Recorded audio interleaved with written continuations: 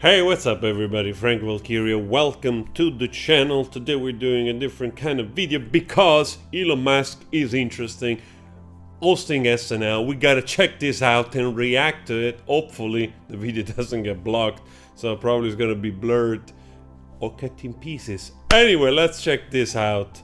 This is I'm so curious since he hosted like a memes review on PewDiePie's channel. So let's go check this out. This is a first. Ladies and gentlemen, Elon Musk.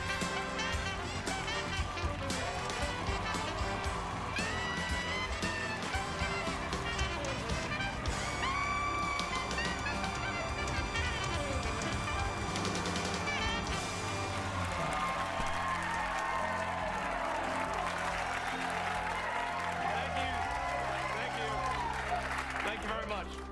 It's an honor to be hosting Saturday Night Live. I mean that. Sometimes after I say something, I have to say, I mean that. So people really know that I mean it. That's because I don't always have a lot of intonation or variation in how I speak. Which I'm told makes for great comedy. And this guy is just, I mean, I don't know who wrote this, but also the guy is immediately nailing it on his mannerism. You know, of course, he has a peculiar mannerism, you know, with the movement and everything. But sometimes I wonder if it's related to something else. I'm actually making history tonight as the first person with Asperger's to host SNL. Oh, wow.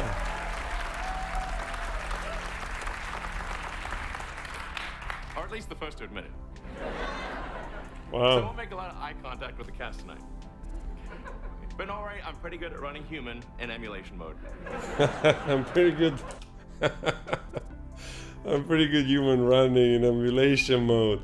Oh, also, that's pretty good. Yeah, it makes sense actually. In a way, it makes sense. The type of probably incredible mind, the way it works. You know that. I was thinking like some kind of savant, autism, of some level. You get those sometimes kind of behavior which they're driven by that as well. Like that the brain works in a different way. Yeah. Oh, that explains a lot. I'd first like to share with you my vision for the future. I believe in a renewable energy future. I believe that humanity must become a multi-planetary space-faring civilization. Those seem like exciting goals, don't they?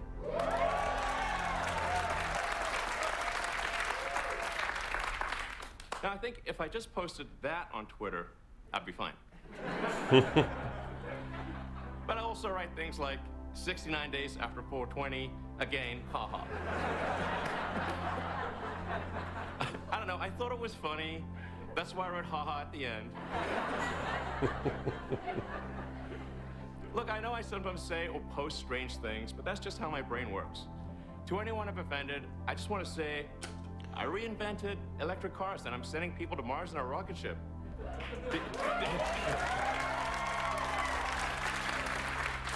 Did you think I was also going to be a chill, normal dude? Oh man, stop! God damn it! I don't gonna stop this thing. Oh man, actually, I love the delivery.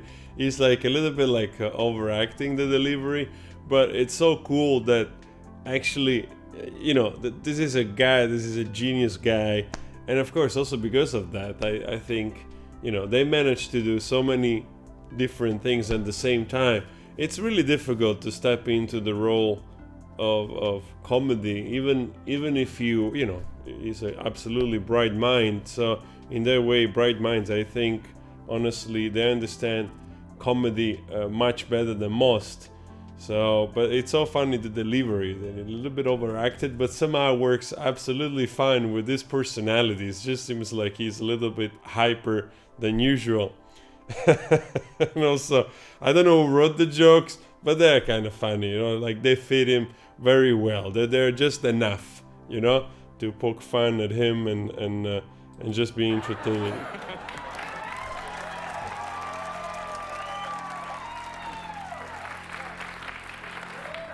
Now, a lot of times, people are reduced to the dumbest thing they ever did. Like one time I smoked weed on Joe Rogan's podcast. Wow. And now, all the time I hear Elon Musk, all he ever does is smoke weed on podcasts. Like I go from podcast to podcast, lighting up joints. It happened once. It's like reducing O.J. Simpson to murderer. That was one time. Oh man, they threw in this lead in like an OJ. This feels like, you know what it feels like? Like I have the feeling that maybe either Joe Rogan or Dave Chappelle maybe sneaked in some suggestion, you know, because I'm pretty sure he's friend with both of them, and of course they're brilliant comedians, especially Dave Chappelle, probably the most brilliant comedian living today. So I have the sense that maybe, you know, like maybe a phone call, like or slipped in some stuff, you know. I don't think he wrote all of it, but probably it's possible. Wow. Fun fact, OJ also hosted this show in '79. And again in '96. Killed both times.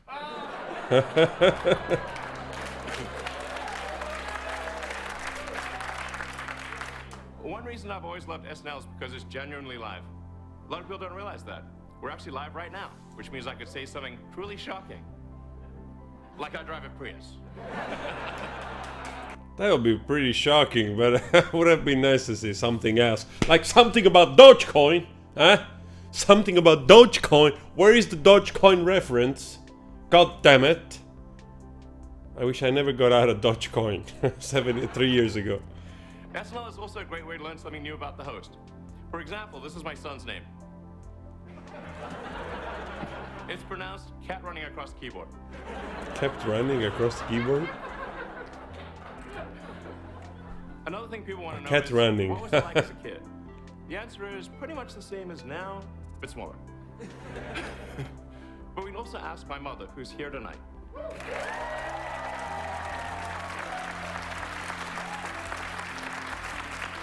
Wow, the mother looks Her name beautiful. is May, like the mom. I think, if I'm not mistaken, the mother was an actress, and honestly, she still has. I don't know if I've seen any movie she's in. She's an actress, right? But yeah, what a class! A lot of class. But with an E at the end. Thanks for spelling my name, Elon. Mom, do you remember when I was 12 and I created my own video game called Blastar about a spaceship that battles aliens? I do. I remember they paid you $500. But you were too young to open a bank account, so I had to open one for you. That's right. Whatever happened to that bank account? That's not important. You turned that She's video got game the interest on it for 40 years. Maybe compounding. That's how she sent you to school. Kidding. This dude, man. I mean, sometimes I wish, you know, the Elon Musk, in a way, honest to God, when you see him talk or whatever, he's probably one of the most relatable billionaire that has ever existed, in the way that, you know, of course, this is a dude that all of a sudden it's worth like fucking 100, who knows how many million, 200 billion. And, you know, it just started out as a dude that is focused on shit that he wants to change, and he has a brain to put other people together to get to that vision. And that's both inspiring and also kind of different compared to other people, which of course they try to, yeah, probably they're more interested in just the financial growth of the business and the ego that comes with it, and the control and the power and so on and so forth. And I'm not saying that this is deprived of all of that, but at the same time, the intention of getting into stuff, it seems genuine, you know? You don't just want to get into a business for the money when you decide to go against, you know, the combustion engine, which basically has dominated economy for whatever. And don't forget also that in the 90s, even General Motors tried to create an electric car, and then they sabotaged themselves out of it because, you know, they were getting in trouble with against the rest of the world, against the combustion engine, because the car actually was starting to get successful. I think it was called the EV1. Also, there is a beautiful documentary on that. So you don't get into a business, you know, that you don't even know if it's gonna work, and just put all your resources to make it successful, you know, just to change things around, you know. So that's quite remarkable. I mean, who the heck in the right kind of mind just takes like 100+ million you have had from some other business and you throw it in an endeavor that you don't even know if it's gonna go belly up, and that's it. I mean, it's pretty remarkable. Space into reality. Unless you consider that our reality might be a video game, and we're all just computer simulations being played by a teenager in another planet. Conspiracy. That's great, Elon. I love the map. Come on, Elon. He's so relatable in a way. It's really funny. It's a funny dude. Well, break a leg tonight. I love you very much. I love you too, Mom. Nice. The way he moves is so funny. And I'm excited for my Mother's Day gift. I just hope it's not Dogecoin. It is. Sure is. We've got a great show for you tonight. Miley Cyrus is here. Oh man, that was fun. So stick around, we'll be right back. All right, guys, that was fun. That was a lot of fun. Of course, again, there was the Dogecoin reference. Actually, pretty smart to let the mom say that. You know, I was, of course, I'm a little bit interested in cryptocurrencies myself, and you know, it's interesting to see this being referenced. So probably has driven a little bit the interest and the price to this point, you know, of the video. At least with this cryptocurrency, but so much fun. This was fun. I don't know if there are other clips of Elon, but definitely if there are, I want to see if there are also other Dogecoin, you know, mentioned. And yeah, wow, what a thing! We live in a strange world where like strange dudes becoming billionaires, trying to change the planet. They go host comedy shows and go like on YouTube channels. Very peculiar time. Very peculiar time. Anyway, guys, what you think about this interview? I hope it stays on. Always spread love. I'll see you later. And yeah, if you had Doge to the moon.